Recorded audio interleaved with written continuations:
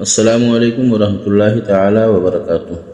حضرت آپ ہمیں تھوڑی تفصیل سے یہ بتا دیں کہ دیوبندی اور وہابی کسے کہتے ہیں اور وہ کن عقائد کی بنا پر کافر و مرتد ہیں۔ نیز یہ بھی واضح کر دیں کہ اگر کوئی شخص وہ عقائد نہ رکھتا ہو، ساتھ ہی معمولات اہل سنت والجماعت و ضروریات اہل سنت والجماعت کو بدل و جان مانتا ہو، لیکن اس نے اپنی ایک بیٹی دیوبندی میں بیاہ دی چند سال قبل، اب شخص مذکور کی ایک سنیہ بیٹی کا ایک سنی صحیح العقیدہ لڑکے سے شادی ہو رہی ہے، کیا اس شادی میں جانا جائز ہے؟ اگر نہیں تو اس میں شرکت کرنے والوں کے لیے کیا حکم ہے؟ ہمارے یہاں کے امام صاحب جو ایک ہونہار عالم و فاضل ہیں، انہوں نے بتایا کہ ایسوں کے یہاں شرکت سے احتیاط برتنی چاہیے، ناجائز و حرام نہیں ہے۔ مع دلائل جواب عنایت فرمائیں۔ المستفتی محمد اشرف خان، ممبئی، مہاراشٹر۔ بسم اللہ الرحمن الرحیم۔ الجواب: اللہم لک الحمد یا وہاب، صلی وسلم علی السید الاواب وعلی آلہ وازواجہ والاصحاب، اسألک ہدایت الحق والصواب۔ وہابی دیوبندی سے عام ہے۔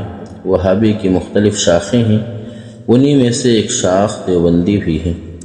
دیوبندی و وہابی کے کفریہ عقائد یہ ہیں کہ حضور اکرم سرکار دو عالم صلی اللہ تعالی علیہ وسلم کے بعد دوسرا نبی ہو سکتا ہے۔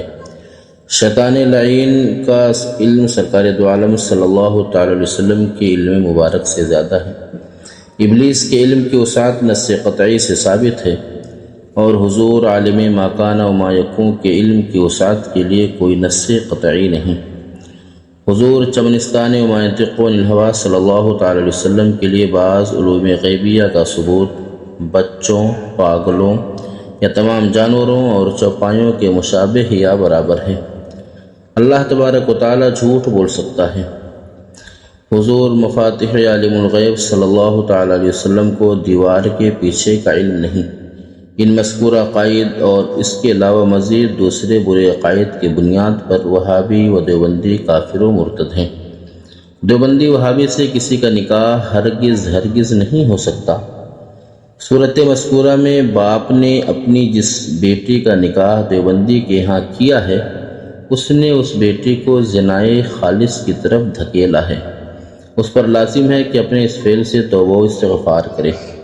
شخص مذکور اگر وہابیوں دیوبندیوں کو گمراہ و بددین مانتا و جانتا ہے اور معمولات اہل سنت پر عامل بھی ہے اور ان لوگوں سے ملتا جلتا بھی ہے تو سخت فاسق بے باک ہے۔ جب وہ شخص معمولات اہل سنت یعنی میلاد و صوم وغیرہ کرتا و مانتا ہے تو اس کے ہاں شادی میں شرکت کر سکتے ہیں، مگر اس کی شادی میں اشراف کو شرکت سے احتراز کرنا چاہیے۔ واللہ تعالی اعلم بالصواب۔ محمد انوار رضا فیضی، خادم دارالافتاء شعبہ الاولیاء، ممبئی۔